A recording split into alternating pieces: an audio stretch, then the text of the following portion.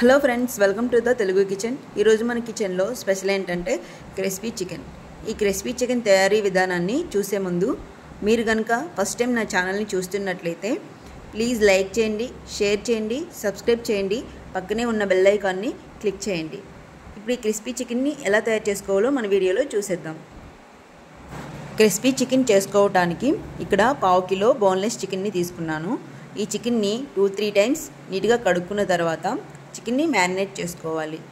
చికెన్లో టేస్ట్కి సరిపడ్డ సాల్ట్, 1/2 టీ స్పూన్ ధనియా జీరా పొడి, 1/2 టీ స్పూన్ కారం, 1/2 teaspoon chicken masala, 1/2 teaspoon garam masala వేసుకొని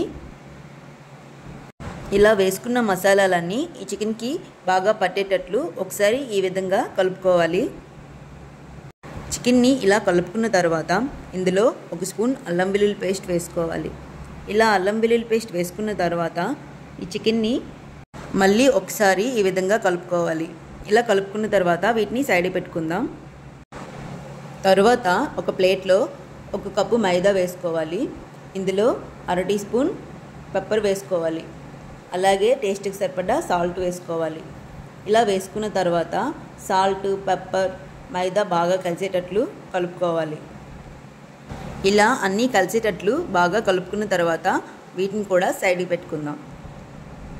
తర్వాత ఒక బౌల్ని తీసుకొని ఇందులో ఐస్ వాటర్ వేసుకోవాలి. ఇలా ఐస్ వాటర్ వేసుకున్న తర్వాత మనం ముందుగుండా మ్యారినేట్ చేసుకున్న చికెన్, మైదా, ఐస్ వాటర్ని ఇలా మూడింటిని ఒక దగ్గర పెట్టుకొని ఇలా ఒక్కొక్క చికెన్ పీస్ని తీసుకొని ఈ మైదా పిండితో బాగా కలిసేటట్లు కలుపుకోవాలి.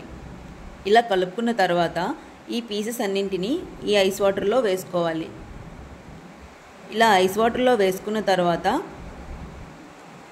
మన దగ్గరున్న ఏదైనా చిల్లెల గరిటెతో ఈ చికెన్ పీసెస్ అన్నింటినీ ఈ విధంగా తీసుకొని మళ్ళీ మైదా పిండిలో వేసుకోవాలి.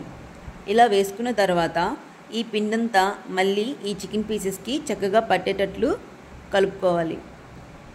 చికెన్ని ఇలా ఐస్ వాటర్లో వేసుకొని మళ్ళీ పిండిని పట్టించడం వల్ల చికెన్ చాలా క్రిస్పీగా టేస్టీగా వస్తుందండి.